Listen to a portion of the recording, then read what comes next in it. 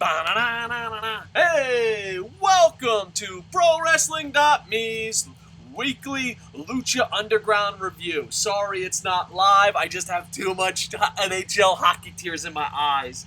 My beloved Tampa Bay Lightning lost Game 7 of the Eastern Conference Final to the Pittsburgh Penguins. Congratulations, Penguins. Stupid Lightning allergies. Sports and pro wrestling can be so funny. Like, it really has nothing to do with your life, but, you know, a team winning or a team losing affects how you are. I'm sorry this isn't live. Sammy was supposed to join us. We were supposed to be live, but real life got in the way.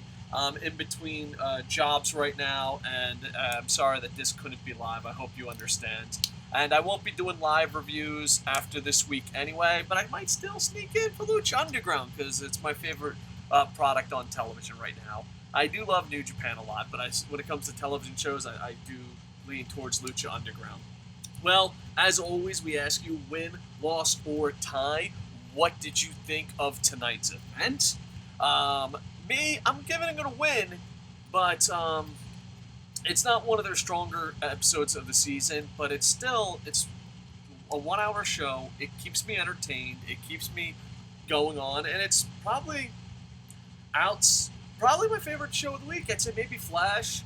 I'm comparing this to like real television. It's funny because like when you go to WWE, you compare it to TNA, or you go to TNA, you compare it to WWE. When at Lucha Underground, I'm like, oh, is it better than the Flash? Is it better than... You know, I really enjoy it, and I don't know if anyone enjoys it as much as me, but like it's one of the few times where I can just escape reality and just enjoy an hour of television. So I don't know. I hope I can still review stuff. Would you guys be okay if the reviews weren't live and they were a little later than usual? Because then maybe I could still keep doing Lucha Underground reviews, because I've been watching since episode 1. Same thing with TNA. I watched for episode 1 from TNA, but I had to take a break sometimes. So here we go. Let's do this. I'm reading the results off CageSideSeats.com. So I just want to give a heads up. They're the ones I'm reading. It opens up Pentagon, you know, I guess in a dungeon in Doom. I don't know. He's at Vampiro's hideout, where Vampiro is, you know, all dressed up cult-like. And Pentagon's like, I'm ready. And Vampiro's like, you're not ready, and they get into like a little tussle, and they're like, Pentagon eventually does get out, and then he says, all right, you're ready, but you're ready to return to the temple, but you're not ready to face the monster, and not yet.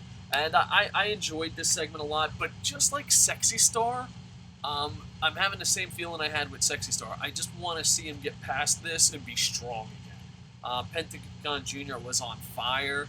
And I don't read spoilers, but I'm like, oh, I wonder what's going to happen with Cage. I wonder what's going to happen with, you know, the title. I wonder what Pentagon Jr. is going to do. And I wonder who's going to be the last main event. And I'm wondering if they're building... Like I said, I don't read spoilers, so please keep spoilers out of the comments. I wonder if Pentagon Jr. is going to be the last main event of the season. I don't know. It's leaning towards that a little bit. Next, you got Joey Ryan, which... I'm not a huge Joey Ryan fan. I'm not a Joey Ryan hater either. I love Joey Ryan in some parts, and sometimes I'm like, it's a bit much. But Joey Ryan, as an undercover cop, absolutely loving. He goes against Mascarita, Sagrada, and I don't know if you can hear that, but my air condition is making like the worst noise in the world. Shut up, air condition. Just shut the hell up. What the? There's no power. How are you making noise? All right, if I get killed by air-conditioned gremlins, you know what's up. Mascarita, Sagrada, and I find this to be a funny, opening, entertaining match. Matt Stryker did a great job with commentary. Same thing with Vampiro, putting it over. Joey Ryan being sleazy. He put a lollipop, he rubs the lollipop all over his body, puts it down under his trunks, gives it to him. The Famous B trades him a card for it. Famous B is, I don't know, it's really awesome that he's getting over and that there's a real phone number and they're getting over with it. But I thought this match was a lot closer than I thought it was going to be, and it was an enjoyable match. A lot of comedy. Joey Ryan does win. He gets a I stuttered there. Why can't I talk? Thank God this ain't live. I'm not going to edit anyway. I might as well just be live. Tilt-a-whirl DDT. There you go. Who's the punch-drunk grunt? Who's the punch-drunk gun? So there you go. Yeah, but overall, I found it to be amazing. I like where Famous B is going, and I like where Joey Ryan's going, especially with this storyline later on. Next, they cut a promo for Taya. It was like, do you ever look yourself in the mirror and, I don't know, she's like, and feel bad about yourself? Or I don't know what she said, but I know it cut me deep. I was like, motherfucker, that's what happens every time I look into a mirror. So it just talks about how she's perfect and stuff. But the promo was great because she's like, you ever look, and I'm paraphrasing here, but she's like, you ever look into a mirror and not feel confident? I'm like, every fucking time I look into a mirror, Taya, thanks for bringing it up. I don't even want to be in video anymore. I just want to do audio because I'm not very good looking. But, thanks for bringing it up, Taya. So she just talks about how awesome she is. They do the cut scenes where she's just beating the fuck out of random luchadors, which, I don't know, I got mixed feelings for her. I like the fact that they do that, and I like the fact that it's, I guess, random luchadors, because then it's like, oh, she's beating the shit out of it. Sometimes when they beat the shit out of each other and then get in a match and have a real match, I'm like, come on, dude, backstage, you fucking were the Matrix, and now I got mixed feelings about that. But the thing with Taya is I think they were just random luchadors to the best of my knowledge, which seems a little better, because that just means in the Lucha Underground world, everyone's wearing a lucha mask, and you know what? That's what the world I want to live in.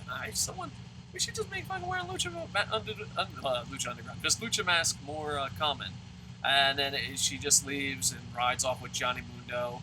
And the tagline is, Taya, perfection has arrived to Lucha Underground. And I'm really excited to see where she goes with it. I mean, granted, she doesn't have to tell me I'm ugly. I know, Taya. Fucking Jesus Christ. Pump your brakes with that shit.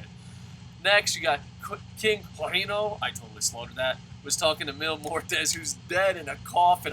Dude, he's still in the casket. I guess he's dead. He's got glass on him, and he calls him the true king of the jungle, and then they got heads. I just thought this was so fucking bizarre and crazy, and I fucking marked out because I'm like, is he dead? He just got a fucking dead dude, and I guess he's gonna come back. I don't know. So it's just sometimes crazy stuff can come off cheesy, and sometimes it can come off fun and adventurous. And I think Kane and Undertaker, to me, in my opinion, I know I'm in a minority here, come off as cheesy, where this comes off as more comic booky and all that. And by the way, thank you for those that sent me the link to Lucha Underground comic. I'm going to be reading that next. I can't wait. So yeah, there you go. I thought this segment was completely over the top in a good way. And it's just weird because, like, Lucha Underground, they do over the top shit, but they stick with it and they run with it, and you're like, oh, this is part of that universe. And I wish more companies did that. It's like, oh, I'm a dead guy, just kidding, I'm a biker. It's like, they care about the process of the storytelling. And once you have a great storyteller, to me, some of my favorite storytellers ever are Stephen King and J.J. Abrams. I know, book nerds are like, oh, fucking those are the easiest guys, but I just like going for the journey, and I trust them. And I'm that way with Lucha Underground. But Mil Muertes in a coffin, just, I don't know. I was just like, this is fucking so over the top. It's great. Next, you got Chavo Guerrero versus Cage. This was for the Gift of the Gods Championship. And Cage did like a triple turn thing last week, but he just guaranteed a spot. Chavo Guerrero comes out. The title looked nice on Chavo, and not all that, but Chavo Guerrero used to be a fucking warrior, and I know this was a very short match. I think this was Chavo's best match that I've seen in fucking years. I mean, he was Curran White, he cried on Twitter, and then he forgot how to wrestle. I think, he really busted his ass against Cage. It was a short match, but there was effort, and he was trying, and this is the Chavo Guerrero I love. Like, Chavo Guerrero, it's so weird about some of these wrestlers.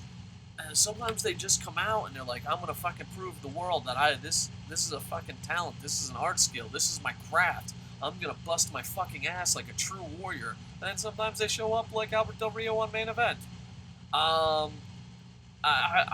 know this was a really short match, and I know Cage pretty much dominated. He did hit Weapon X to win the title, but I have to give props to Chavo Guerrero. There was a hustle. There was a pep in his step. It was, and I used to be a huge Chavo Guerrero fan. I really did. I know I'm in a minority, but one time Chavo Guerrero used to always try hard, and then something happened. I don't know. He lost his soul. Something happened to the WWE, know, they just fucking take your soul. Like, whoa! And bam. But Chavo Guerrero, a short match, but he really busted his ass, and I enjoyed it.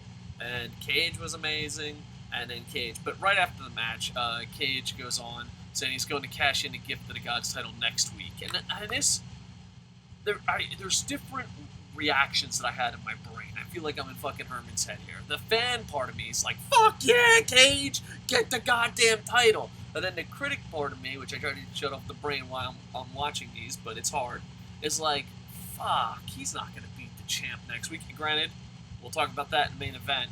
I'm like, he's not going to beat the champ next week. I don't read spoilers, folks.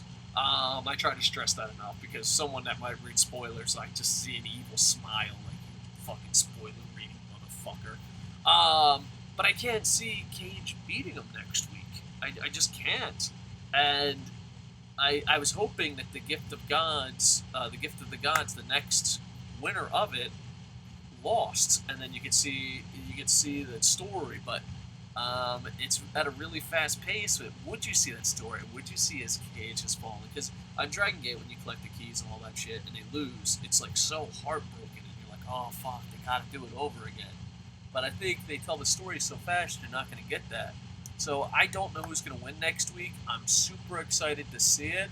But I think it's whoever loses that match, I'm going to feel bad for. I'm going to be like, oh, fuck, man. He shouldn't have lost the title already. Monster. Oh, Cage, what the fuck, man? He should have fucking held on to that title a little bit longer. So it's going to be interesting. I don't think the Gift of the Gods title winner should always win. Right now, I'm like, oh, fuck, man, Cage is going to lose? I don't know what's going to happen next week. I'm pumped up, but the critical part of my brain is like, oh my God, can't they both win? So, overall, I enjoyed this match, and I think it was the most enjoyable I've seen Chavo Guerrero in a really long time. Next, Taya comes up and says, Jack Evans and PJ Black, there's a big surprise, and I just start pumping into 70s porn music. That was the worst 70s porn music ever. That's what I'm thinking. And then they show Phoenix taken out by Johnny Mundo. And I'm like, this is bullshit. What the fuck, Phoenix? No. I thought this was going to be like some fucking 70s porn where fucking Jack Evans and PJ Black were like, bow, bow, bow, bow. But no, this ain't no 70s porn. This is just pure fucking evilness to my homeboy fucking Phoenix. It's bullshit, I tell you. Absolutely bullshit. And then Johnny Mundo is their new tag team partner. And first off, dear Lucha Underground, never do air guitars again. I love you, brother. It's gone too far. Who the fuck do you think you are, Tanahashi? Like, I don't know. I am musically a dumbass. I don't know much about music at all. But when I see someone do an air guitar, I'm like, what a fucking dumbass you are. Oh, man. Like, even Tanahashi, he has 5-star matches, and this motherfucker always air guitaring. Fuck you. You ain't no Bill and Ted. Fucking air guitar motherfuckers. Anyway, so they go up against the Dream Team, and we'll get to that. But before that, I thought this was the backstage segment of the night. Backstage segment of the night, Joey Ryan, undercover cop, with Cortez Castro, undercover cop, going through Dario's office looking for evidence, which, okay, look, I love this storyline. But maybe there has to be evidence to something else. The motherfucker has an underground fight club. What more evidence do you fucking need? Like, what are you going for? Maybe a little detail, because, like, oh, we're looking for evidence. Like, the giant fucking building you're in with thousands of fucking believers fucking cheering and you guys beating the fucking living shit out of each other, the underground fight club? Yeah, there's, like, the fucking building's right there. Just go, so I don't know. Maybe they're looking for evidence for drug trafficking or, I don't know, fucking, I don't know what the hell they're looking for. Joey Ryan's a bit of a corrupt cop, but then ain't they all? Joey Ryan keeps pocketing the money, and then what's his name? What the fuck his name is? I guess it's Castro. I don't know. Cisco. I guess it's Cisco. Cisco walks in and is like, hey, motherfuckers, you're robbing Dario without me? And he's just pissed. And he leaves, and then Joey Ryan pulls out a fucking gun, and I'm like, this is where I came from with Lucha Underground. This is the growth I've made as a fan watching this. Like, the first time someone died, I'm like, what? Can we fucking deal with this? Oh my god, someone died. How the fuck can we do this? There's a dead person in pro wrestling. I don't know if I'm ready for this. Think of the children! And from there, I go like all Jack Bauer. I'm like, motherfucking kill that guy, Joey Ryan. Fuck him. Fuck him. So Joey Ryan doesn't kill him, and Castro arrests Cisco, and, you know, it's drama. The only thing is, maybe I'm an idiot and I missed it, but what are they looking for proof for? There's a building of Underground Fight Club. What? Alright. I'm going to let it go, you know? But, yeah, overall, I thought this was a segment of the night, and I just think it's so funny, like, where I've come as far as accepting death in Lucha Underground. First, I was like, is this okay? We killed the guy. We killed the guy in Lucha Underground. Are we okay with this? I'm not really sure. To fucking now, I'm like, torture that motherfucker, Joey Ryan. Kill that motherfucker. Pull the trigger, Joey. The fuck you doing? So, I enjoyed this segment. Next is main event time. Let me tell you, there's moments in time, and I told this story a lot, where there's an upset so fucking huge that you just don't believe it. When I was a little kid, Mike Tyson lost in Tokyo, and I remember we went to church. It did not work on me, but we went to church, and everyone in town was like, hey, because in New Jersey, Mike Tyson walks on water. Like, I remember Mike Tyson, like, charged, he got raped, and, like, they didn't even say he didn't do it. They're like, oh, what's wrong with Mike Tyson raping a beauty pageant queen? I mean, that seems fair. Like, holy shit, what the fuck's wrong with you, New Jersey? So, we really love Mike Tyson, and everyone's like, can you believe Mike Tyson lost last night? And I literally thought it was the biggest practical joke. I was like, dude, Mike Tyson didn't lose last night in Tokyo. You're fucking full of shit. Shut the fuck up. I'm like, no, he lost last night. I'm like, yeah, I remember went to the preacher or priest, I don't know what the fuck they call him. I was going to say the most inappropriate joke ever, but we'll let that slide. But, you know, the fucking head honcho dude, the Dario of the church. And I remember going there and be like, did Mike Tyson lose last night? And he's like, son, don't you have any other religious questions? I'm like, hey, listen here, preacher guy. Did Mike Tyson lose last night? And he's like, yeah, I'm afraid he lost, Dave. And I was like, Jesus, Terry Funk Christ. Even the preacher's in on it.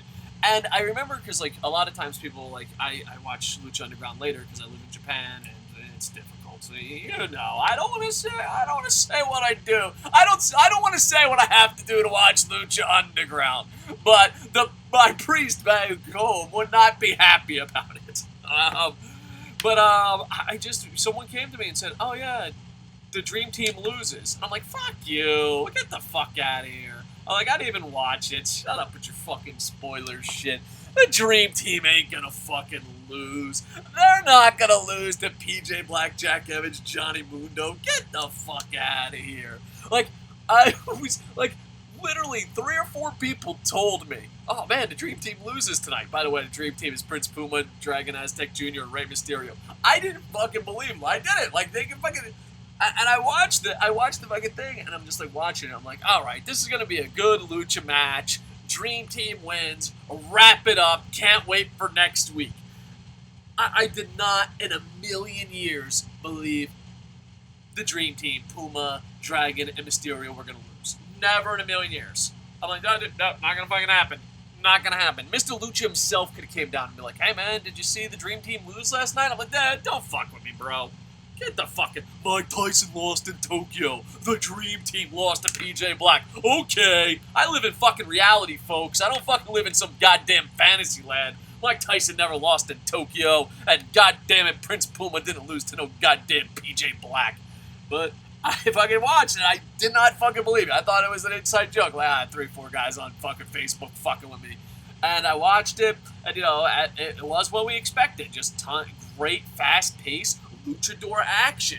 And then there's, like, tons of shenanigans. Like, there was, like, 80,000 kicking the balls. 80,000 fucking cheating moves. It gets a little out of control. I'm being over-the-top sarcastic. I forgot sometimes. So, we live in a world where you have to fucking tell when you're being sarcastic. Because, you know, they'll be like, well, there really wasn't 80,000 kicking the balls. But, I like, the whole fucking time, I was like, dude, they're not gonna fucking lose. It's the Dream Team. You know, they're like, oh, he got kicked in the balls. Oh, don't worry. He got kicked in the balls. He got kicked in the balls. Oh, don't worry. Don't worry. It's not going to happen. I'll just read it right off cage side seats. Dragon Aztec Jr. got in on a hot tag and appeared to have the match won, while Taya kept the referee distracted. Yeah, that was one dumbass referee that allows Evans to get in and use a chair on Aztec Jr. and Mundo pinned him.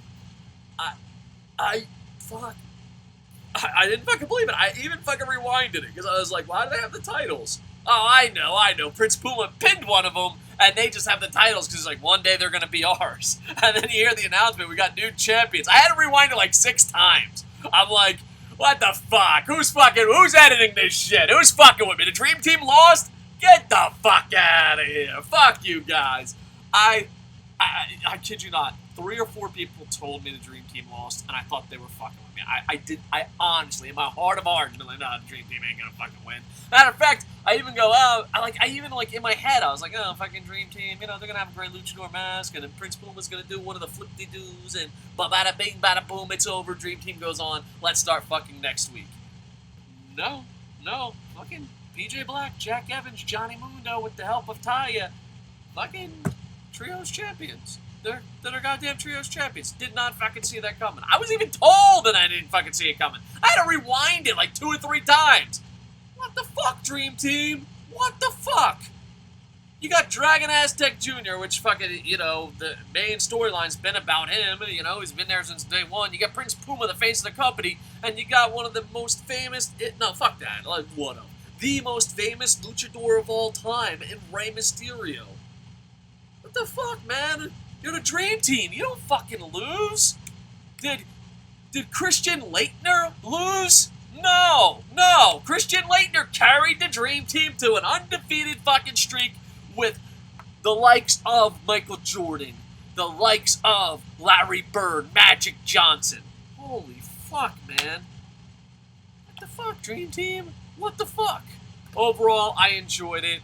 I did not see the Dream Team ever losing, and that's what worries me about Cage. I'm like, there's no way Cage can beat the Monster, but who knows? I guess anything could happen in Lucha Underground. Alright, like, comment, subscribe. Whoa, look, see? That'd be funny if I lied. Look, see? I read it on Cage Side Seats. Ooh, that'd be funny to be like, I just took my notes. I'm like, oh my god, you got me! You got me!